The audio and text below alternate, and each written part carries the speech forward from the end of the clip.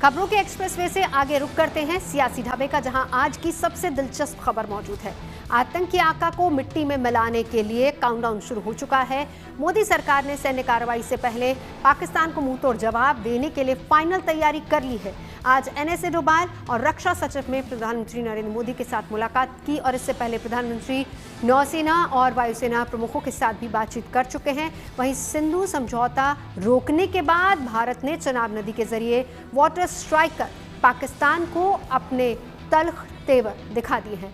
लेकिन कांग्रेस ने एक बार फिर से सेना के मनोबल पर सवाल उठाया, जिसके बाद बीजेपी पूछ रही है कि आखिर कांग्रेस पाकिस्तान के नेताओं की भाषा क्यों बोल रही है।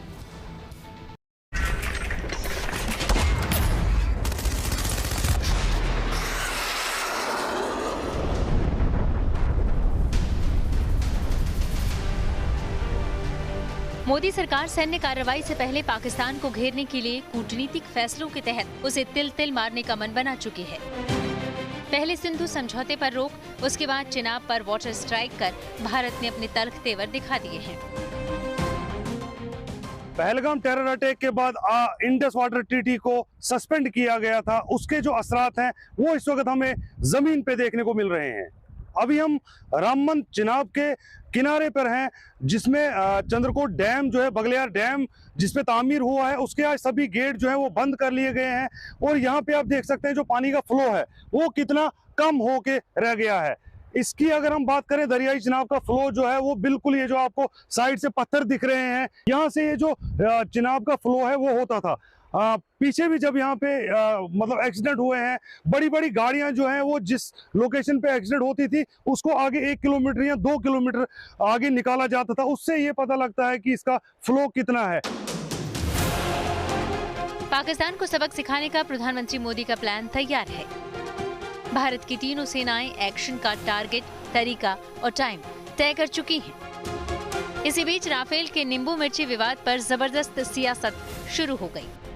यूपी कांग्रेस अध्यक्ष अजय राय ने राफेल की तरह एक खिलौना दिखाते हुए सवाल किया कि आखिर केंद्र सरकार राफेल पर बांधी गई नींबू मिर्ची कब हटाएगी। तो बीजेपी ने पलटवार करते हुए कहा कि कांग्रेस पाकिस्तान की भाषा बोल रही है। अच्छा, ये वही वाला नींबू मिर्ची वाला। हाँ, ये जो केंद्र सरकार ले आई राफेल, रक्षा मंत्री जी ने नींबू मिर्च बांधकर इसको खड़ा किया हुआ। ये मैंने नहीं बांधा, ये रक्षा मंत्री, ये भारत सरकार ने बांध के खड़ा किया हुआ नींबू मिर्च। लिखे भी हैं राफेल। राफेल है ये भाई, वो इससे मंगाया गया है। हाँ, अंदर बैठे भी, आगे अमित शाह पीछे, आगे वो हैं मोदी जी, पीछे राजनाथ सिंह। कांग्रेस पार्टी के उत्तर प्रदेश के अध्यक्ष अजय राय जी रफाल विमान को के ऊपर खिलौना ऐसा दिखाते हुए, नींबू मिर्ची दिखाते हुए मजाक उड़ाने का प्रयास कर रहे हैं। मात्र एक दिन पहले इसी ईस्टर्न यूपी में गंगा एक्सप्रेस वे के ऊपर रफाल ने लैंडिंग की और उड़ान भरी। यानी ये सीधा संदेश था पाकिस्तान और हमारे देश के दुश्मनों को, और उसी क्षेत्र में, उसी गंगा के किनारे बैठकर कांग्रेस पार्टी का प्रदेश अध्यक्ष उसी रफाल विमान का मजाक उड़ा रहा है। इससे साफ हो जाता है कि कांग्रेस की मानसिकता क्या है। अजय राय के बयान पर कांग्रेस पहलगाम हमले को लेकर एक बार फिर बैकफुट पर आ गई है, क्योंकि पार्टी व्हिप जारी करके बेतुके बयान देने से बचने की नसीहत दे चुकी है। इस मामले में कांग्रेस का अधिकृत बयान है कि वो आतंकवाद के खिलाफ मोदी सरकार के साथ है, पर शायद कांग्रेस नेता न राहुल गांधी की बात सुन रहे हैं और न ही अपने अध्यक्ष मल्लिकार्जुन खड़गे को। हालांकि सीनियर नेताओं से फटकार के बाद अजय राय ने अपने बयान पर सफाई दी।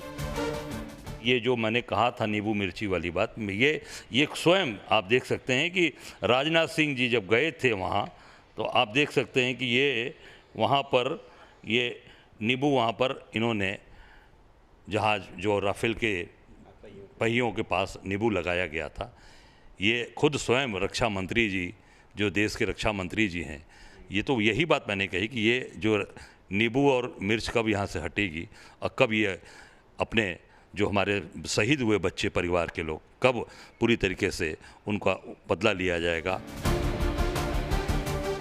असल में विपक्ष की परेशानी ये है कि वो सरकार को घेरना चाहते हैं, पर आतंकी हमले के मुद्दे पर साथ देते हुए दिखना भी है। इसलिए विपक्ष के नेता खुलकर कुछ बोल नहीं पा रहे। इसलिए अब कांग्रेस के अलावा दूसरी पार्टियां भी सरकार से बदले की टाइमलाइन मांग रही है। देखिए, कांग्रेस हमेशा से ही सेना और सेना की शक्ति का अपमान करती रही है और कांग्रेस का यही सच एक बार फिर से दिखा है। देश के लोग समय आने पर इनको जवाब देंगे। 13वीं हो गई ना, कल 13वीं हो गई और हम लोग इंतज़ार कर रहे हैं कि कब करारा जवाब दिया जाएगा। देश चाहता है कि करारा जवाब मिले।